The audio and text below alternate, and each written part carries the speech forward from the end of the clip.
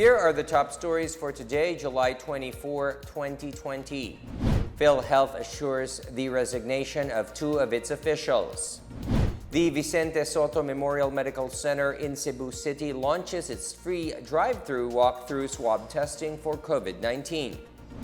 Solicitor General Jose Calida clarifies the Anti-Terrorism Act of 2020 is already in effect. And the country increases its capacity of producing ventilators and protective gear for the fight against COVID-19.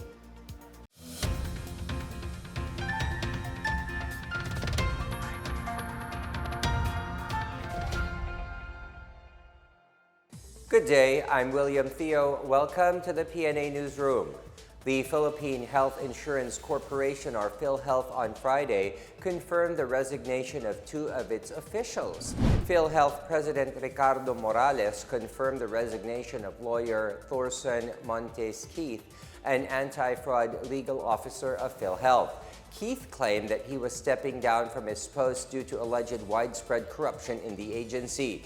He cited unfairness in the job promotion process and opposed the mandatory payment of contributions of overseas Filipino workers. He also complained of a delay in his salary and hazard pay, which allegedly happened after he investigated several officers. Morales, however, said Keith was refused a position for which he was not qualified. He also assured that they are taking allegations of corruptions within Philhealth seriously. The Philhealth chief also confirmed the resignation of head executive assistant Etroba Laborte, who is leaving for PhD studies. The Department of Justice, or DOJ, is set to resolve the complaint filed against Senator Coco Pimentel III for his alleged violation of quarantine protocols. Prosecutor General Benedicto Malcontento confirmed on Friday that Assistant State Prosecutor Wendell Bendoval concluded this week the conduct of the preliminary investigation of the complaint filed by former University of Makati Law Dean Rico Quicho. The resolution of the case would be released within 60 days since it had been submitted for decision. The case concerns the March 24 visit of Pimentel to the Makati Medical Center, or MMC, with his then-pregnant wife, Kathrina. The MMC had denounced the lawmaker's actions since he was supposed to be under self-quarantine at the time. After his visit, Pimentel confirmed he tested positive for COVID-19. In his counter-affidavit that was filed last week, the senator said the complaint was defective since it was based on news reports. Pimentel also pointed out that being tested for COVID-19 does not require him to go under self-quarantine. The Department of Health is hiring more healthcare workers to address the shortage of manpower in the hospitals. DOH Undersecretary Maria Rosario Vergeres said their One Hospital Command aims to increase the referral of mild and asymptomatic cases of COVID-19 to temporary treatment and monitoring facilities.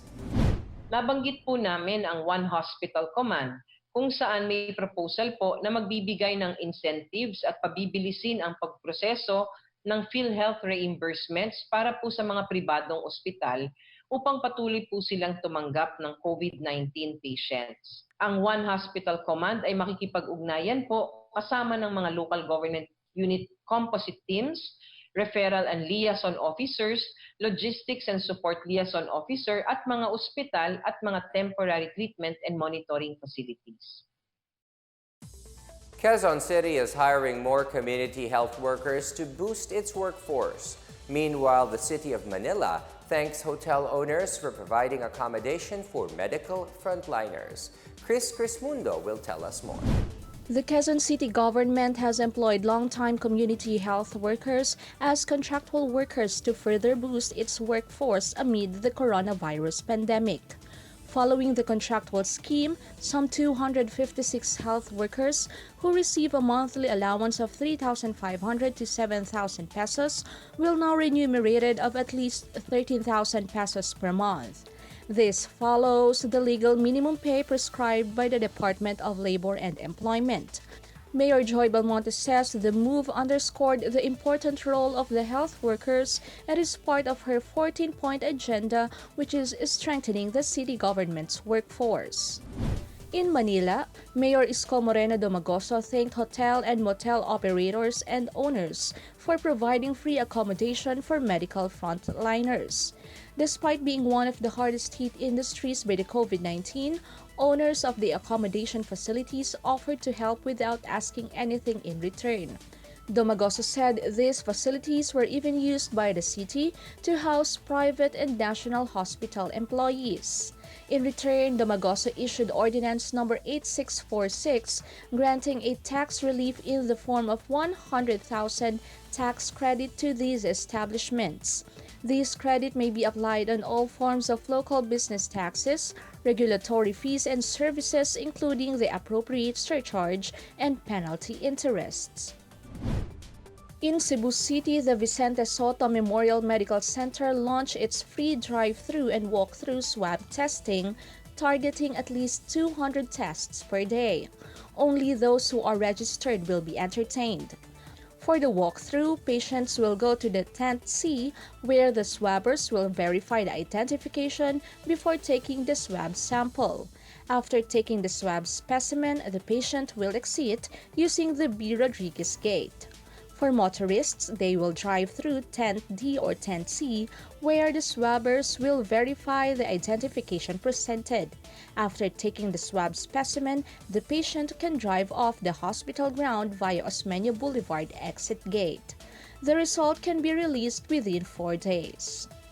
For the PNA Newsroom, I'm Chris Crismundo. More police are reportedly infected with COVID-19. According to the PNP Health Service, 118 more cops tested positive for the disease, most of whom are assigned in quarantine checkpoints. The number of police officers who contracted the coronavirus disease has reached 1,761. 687 have recovered, while the death toll stands at 9. The PNP Health Service is also monitoring 719 probable cases and 2,470 suspected cases. Majority of cops who have contracted the COVID-19 are asymptomatic. Those who are tested positive will undergo a 14-day quarantine and another test. Once cleared, they have to rest for 7 to 10 more days before going back to duty. President Rodrigo Duterte and attendees to his 5th State of the Nation Address, or SONA, will undergo RT-PCR tests a day before the annual event to be held on July 27. Presidential spokesperson Harry Roque said Duterte and his guests need to make sure that they are free of COVID-19 before they head to the Batasang Pambansa complex in Quezon City. The latest health protocol came a day after the Presidential Security Group confirmed that 8 of its personnel assigned to the Office of Executive Secretary Salvador Medialdea have tested positive for COVID-19. To mitigate the risk of exposure to COVID-19, Duterte will be delivering his SONA in a chamber separate from guests, Cabinet Secretary Carlo Nograles announced on Wednesday. On his 5th SONA, Duterte is expected to present a roadmap that will help the nation recover from the effects of COVID-19 pandemic. Roque said Duterte's SONA will be aired live.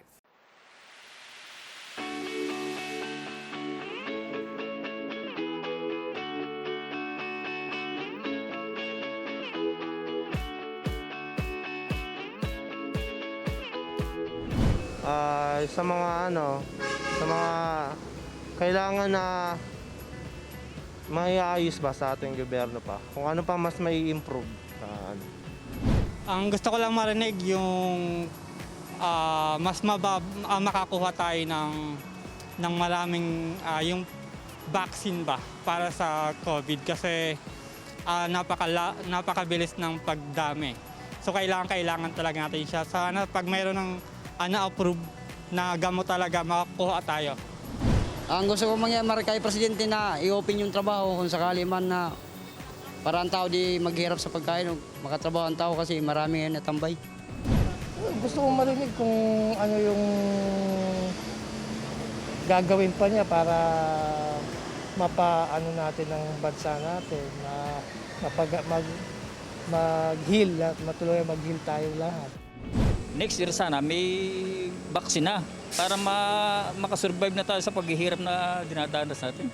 Sa akin lang, yung laban sa COVID, sana naman gawa ng gobyerno ng paraan. Siguro po yung yung magkaroon ng katiyakan sa pangkabuhayan, hanap buhay. At saka yung kung paano matiyak yung pagharap natin talaga sa gera ng COVID. Yung alam niyo na kung palagay ko bakuna ang gusto kong marinig sa kanya na matiyak niyang magkaroon tayo ng bakuna. Still to come, Solicitor General Jose Calida clarifies the Anti-Terrorism Act of 2020 is already in effect. More on these when the PNA Newsroom continues.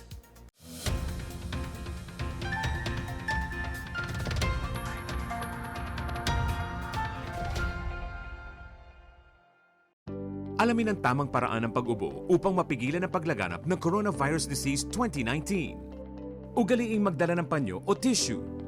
Kung uubo o babahing, takpan ang buong ilong at bibig gamit ang panyo o tissue. Kung walang dalang panyo o tissue, maaaring gamitin ang braso na pantakip. Kung nakararamdam na kailangan umubo o bumahing, agad na dumistansya sa mga tao sa paligid. Huwag dumura kung saan-saan, gumamit ng tissue at itapon sa basurahan. Ugaliin ang paghuhugas ng kamay at paggamit ng alcohol o hand sanitizer upang mamatay ang mikrobyo. Basta't sama-sama at laging handa, kaya natin to! Isang paalala mula sa DOH, PCOO, KBP at ng himpilang ito.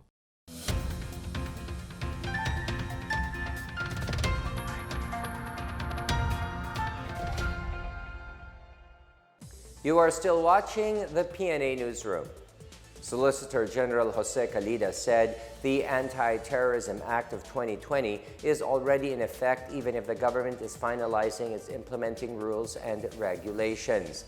Calida said to justify the nullification of the law, there must be a clear and unequivocal breach of the Constitution and not one that is doubtful, speculative, or argumentative.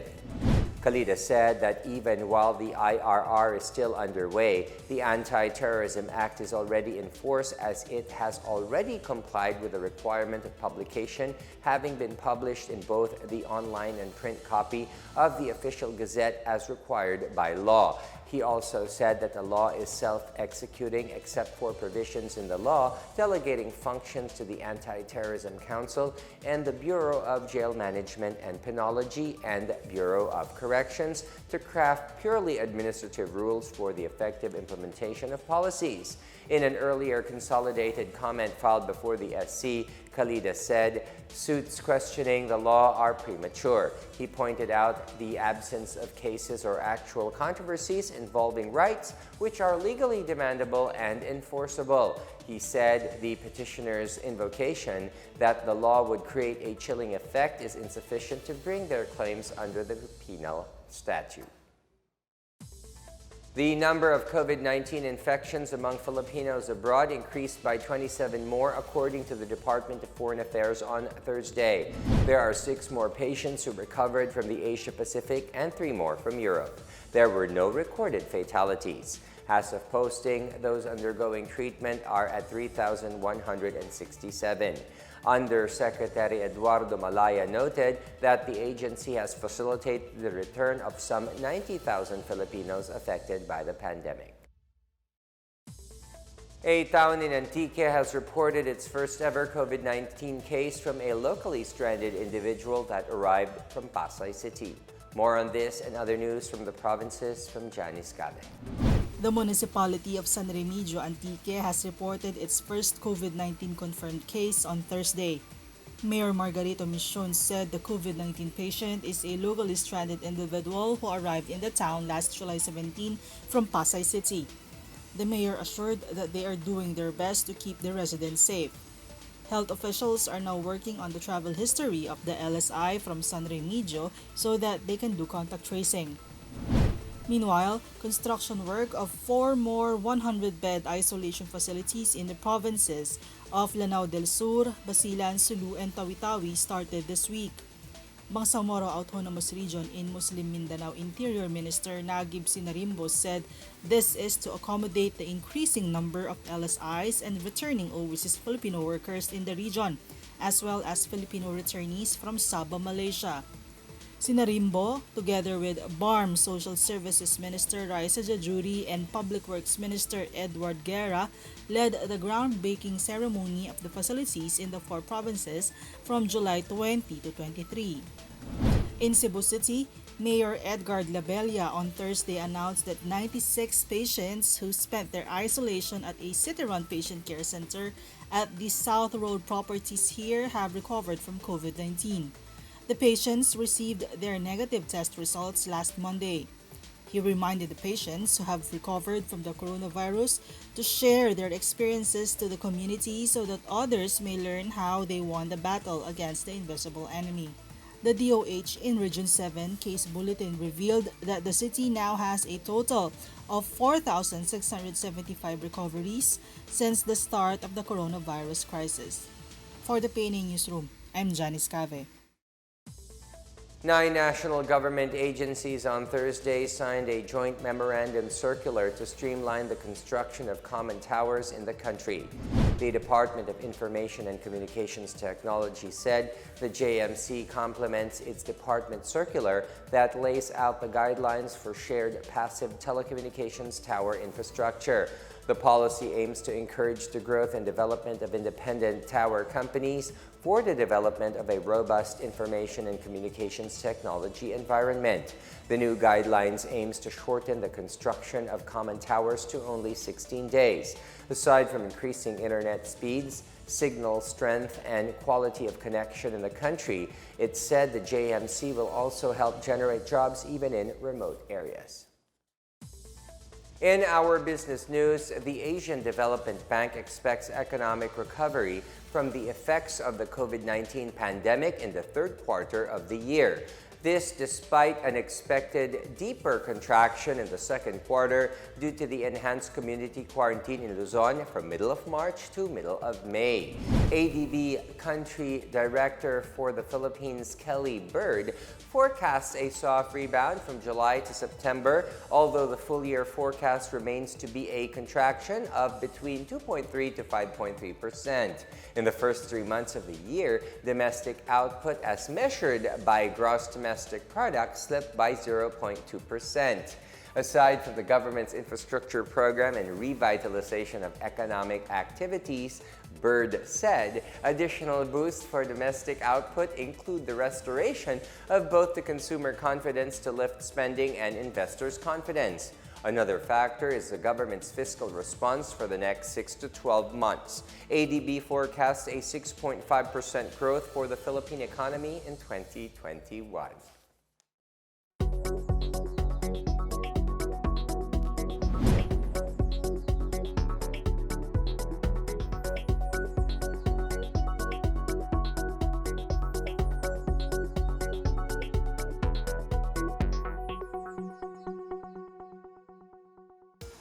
Up next, the country increases its capacity of producing ventilators and protective gear for the fight against COVID-19. And 28 summa cum laude are set to graduate in UP Diliman's first virtual graduation ceremony. The PNA Newsroom returns after these reminders.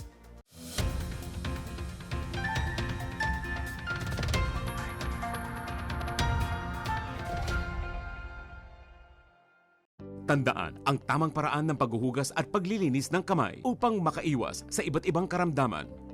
Basain ng tubig ang mga kamay at sabunin. Unang sabunin ang mga palad at ang likod ng mga kamay.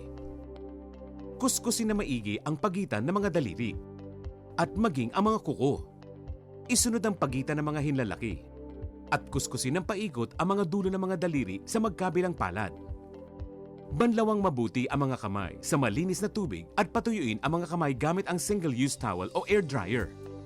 Basta't sama-sama at laging handa, kaya natin to! Isang paalala mula sa DOH, PCOO, KBP at ng himpilang ito. Alamin kung paano ang tamang pagsusuot ng surgical mask. Una, hawakan ang mask sa strap at siguruhing natatakpan nito ang inyong bibig at ilong. Tandaan, ang may kulay na bahagi ng mask ang dapat nasa labas. Ito lamang ang tamang paraan ng pagsuot nito. Ihulma ang nose piece o maliit na metallic strip ayon sa hugis ng inyong ilong. Iwasan ang paghawak sa inyong ilong at bibig. Kung marumi na ang mask, hubarin ito gamit ang strap. at itapon ito sa isang basurahan. Siguruhin ang maayos na paghuhugas ng kamay gamit ang sabon at tubig. Ang surgical mask ay dapat gamitin ng mga pasyenteng may sakit sa baga o mga taong mayroong ubo, sipon at lagnat, mga nag-aalaga sa mga may sakit, at mga healthcare at frontline workers. Maaari ring magsuot nito kung kayo ay pupunta sa matataong lugar. Basta't sama-sama at laging handa, kaya natin to! Isang paalala mula sa DOH, PCOO, KBP at ng himpilang ito.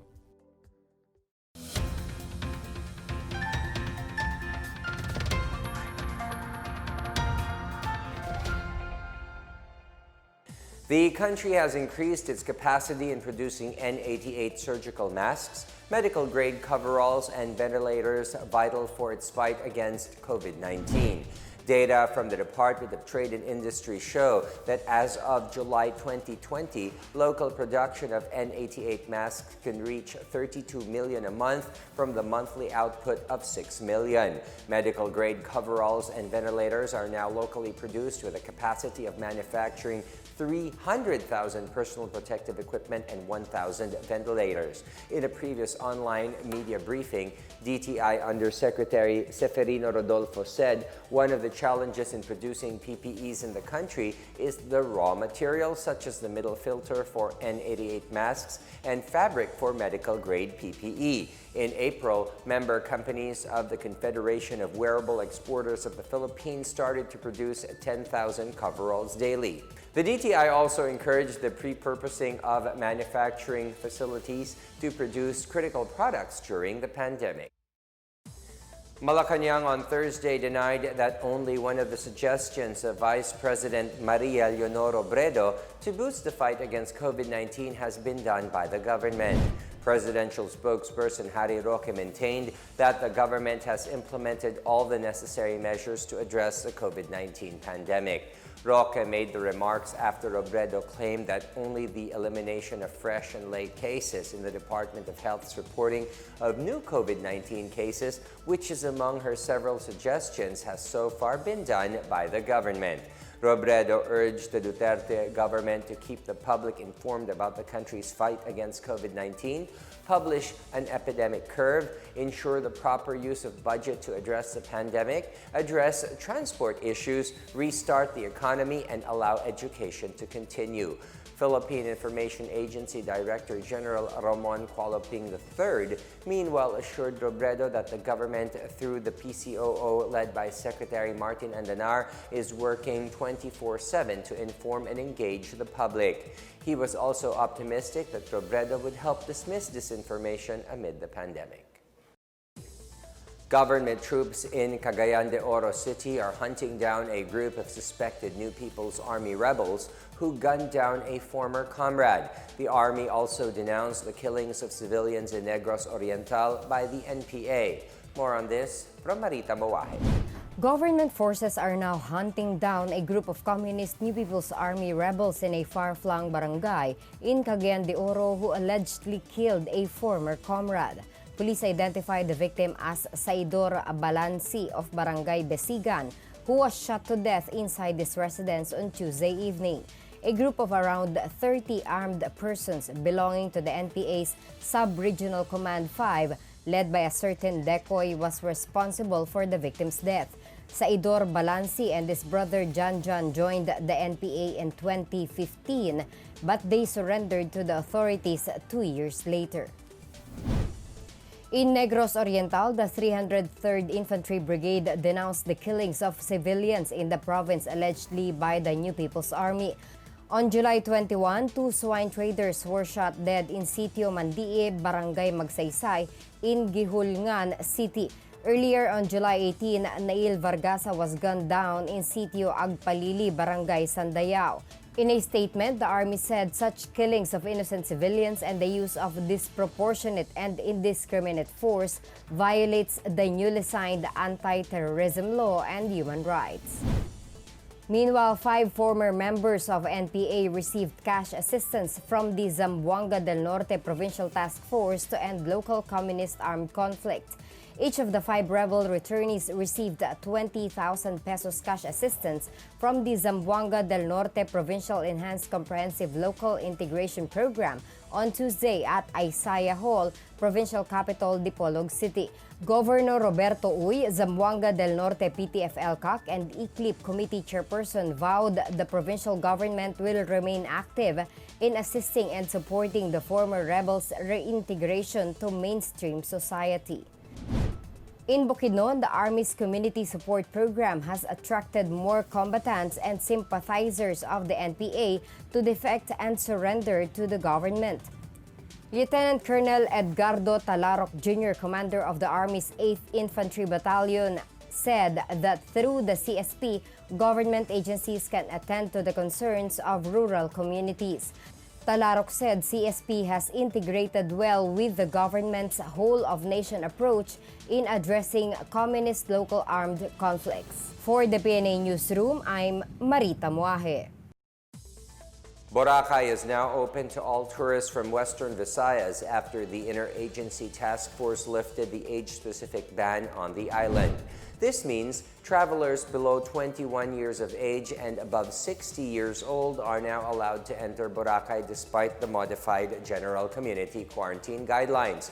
Tourism Chief Bernadette Romulo Puyat said this will further reinvigorate tourism in the region and address the earlier clamor of Boracay stakeholders to attract more tourists to the island. Romulo Puyat noted there were no reported COVID-19 cases on the island. As of July 23rd, the DOT Western Visayas has issued a total of 115 certificates of authority to operate two accommodation establishments. The University of the Philippines, DILIMAN, will confer academic degrees on over 3,000 candidates for graduation in its first virtual commencement exercises on Sunday. Joshua Rafael Ambrosio of BS Economics leads the 28 summa cum laude of class 2020, followed by Martin Alexander Cruz, BS Business Administration and Accountancy, and Jose Antonio Buencamino, Bachelor of Music. Dr. Michael Tan, UPD Immediate Past Chancellor, is this year's commencement speaker. The university, however, is limiting attendance to the ceremony strictly to keep participants due to the pandemic. Forming the backdrop of this year's ceremony is Dalunduyan, a set of arches depicting portals created by artist and UPD faculty Toym Imao. Dalunduyan will remain at the Quezon Hall until December, marking the duration of the university's lockdown because of the pandemic.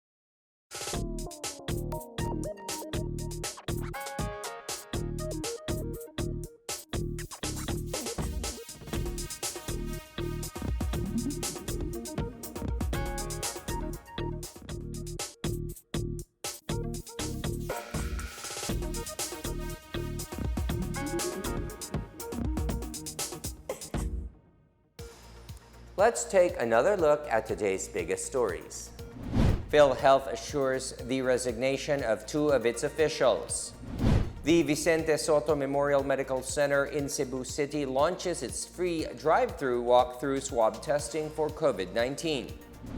Solicitor General Jose Calida clarifies the Anti-Terrorism Act of 2020 is already in effect. And the country increases its capacity of producing ventilators and protective gear for the fight against COVID-19. Thank you for watching another episode of the PNA Newsroom. To check out more news content, visit our webpage or head onto the Philippine News Agency's Facebook and Twitter accounts. For more stories about the government and how it serves Filipinos, look for these hashtags in all of our social media platforms and websites. We are shown on the pages of the PCOO and its attached agencies. Also, watch us on television on PTV4 and IBC13. And that's your daily dose of the biggest stories that you need to know. From the PNA Newsroom, I am William Theo. Good day, stay safe, and happy weekend, everyone.